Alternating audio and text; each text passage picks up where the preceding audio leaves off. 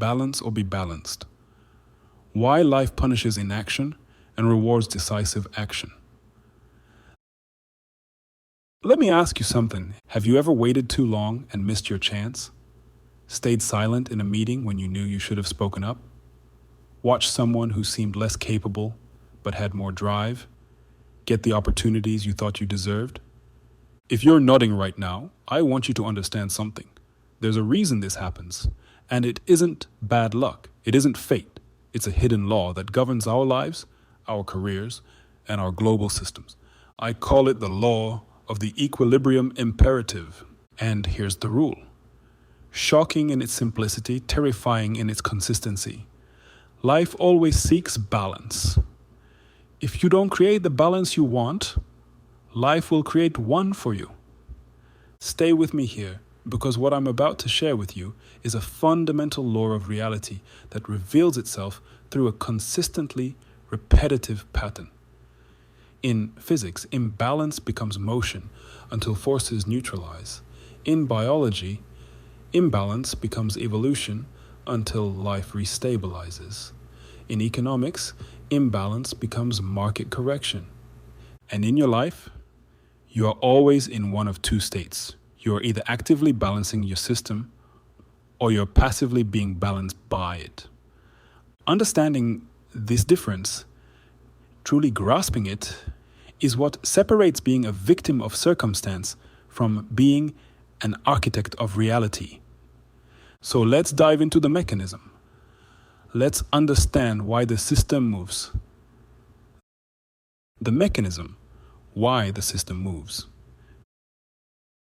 The equilibrium imperative dictates that no system, whether it's a single human psyche or a multinational corporation, can remain in a state of tension forever. Think about it. Nature hates a vacuum, an unspoken desire, a neglected problem, an unacted upon idea. These are unstable voids. They are imbalances in the fabric of reality itself. And here's what you need to understand. The system must resolve this tension. If you do not fill the void with action, someone else will fill it with their action. If you do not resolve the tension with a solution, the system will resolve it with a collapse. Now, here's where most people get this wrong. They think inaction is pausing the game. But inaction isn't pausing anything. Inaction is surrender. It's an invitation for the forces of entropy to decide your fate. Let me show you exactly how this plays out. The evidence. How the law manifests. I want to walk you through 3 dimensions of human experience where this law reveals itself with brutal clarity. The career, the craft, and the heart. A, the silent meeting. Picture this. You're in a meeting. A terrible idea is gaining momentum. Your gut is screaming, mistake. But speaking up means conflict. So you stay silent. What you've just created in that moment is a gap between the group's delusion and the reality you see. An imbalance hanging in the air like a held breath. The system cannot sustain this tension indefinitely. And so, months later, when the project proceeds and fails for the exact reasons you predicted, the correction arrives with brutal efficiency. The company has been balanced by failure, and you've paid the price for your silence. Because here's the truth. Choosing short-term comfort over long-term integrity is like taking out a high-interest loan. You get a moment of peace, but the bill always comes due. B, the daily 1%. Now let's talk about talent versus persistence. In competitive fields, many people have talent. They rely on bursts of inspiration. But the winner is often the person who commits to the daily 1%, the extra 5 minutes, the boring repetition. Here, the imbalance exists between the resistance of the task and the force of your will.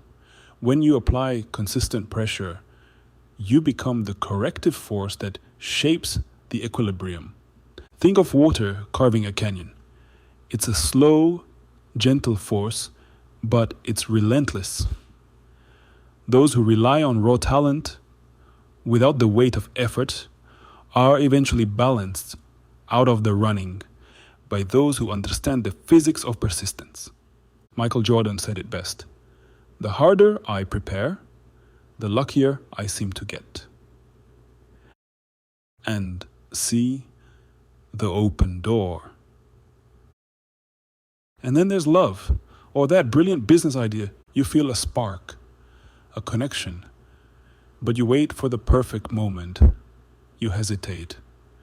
You tell yourself there's still time. The tension builds between your internal desire and your external inaction, creating an unstable equilibrium that demands resolution. And the world?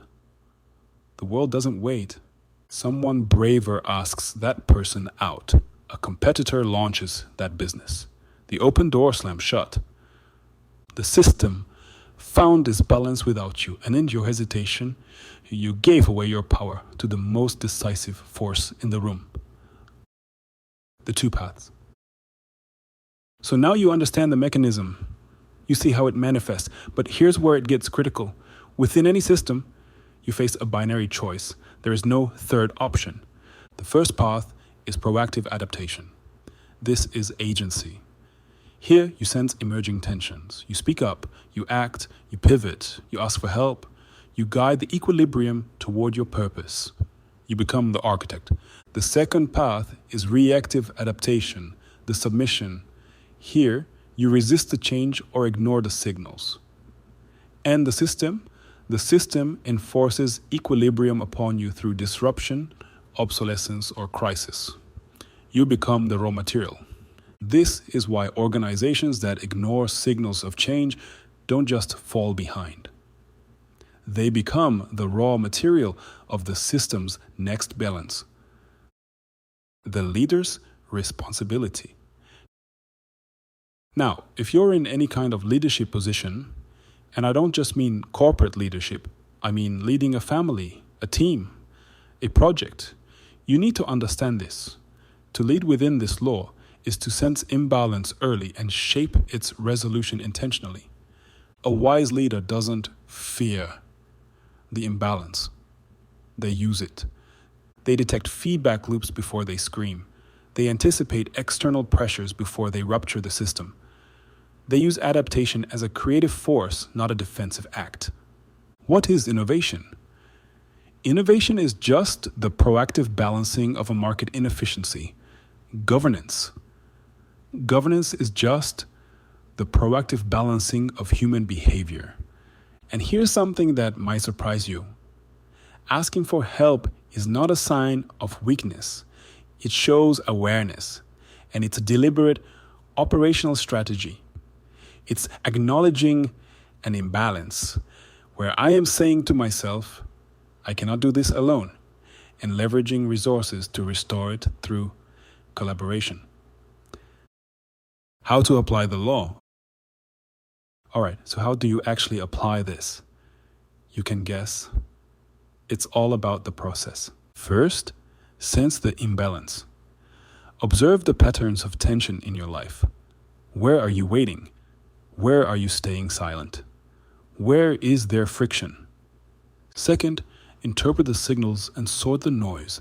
Ask yourself, what forces are seeking equilibrium? What is the system trying to tell you? Is the market shifting? Is the relationship drifting? Third, act with calculated effects. Take measured, adaptive action to guide the balance. Make the call. Send the email. Kill the project. Fourth, reflect to build equilibrium wisdom. Every intervention generates new imbalances. The work of equilibrium is perpetual. Your job is not to stop the motion, but to conduct it. This basic four-step thinking kata is to be learned and repeated until it becomes a reflex. Mastery begins with a single skill, your ability to sense imbalance and step back, observing the pattern as a solid mental object. You can examine from all angles the final choice. So here we are, at the end of our time together, but really at the beginning of something much bigger. The equilibrium imperative carries a principle meant to empower you continuously, permanently. It hands you the controls. Because inaction is a choice. It's the choice to let the world decide. But agency is your power. It's the choice to decide for the world. Humanity itself is a system suspended between chaos and order. We either redesign our relationship with our technology, our ecology, and each other, or these systems will redesign us through crisis. The law remains immutable. The system will balance itself. Those who adapt thrive. Those who resist are adapted. So I leave you with one simple, life-altering question. Will you create the balance you want, or will you let life create one for you? This has been Balance or Be Balanced, the Equilibrium Imperative. I'm Yannick Huchard. Thank you for listening.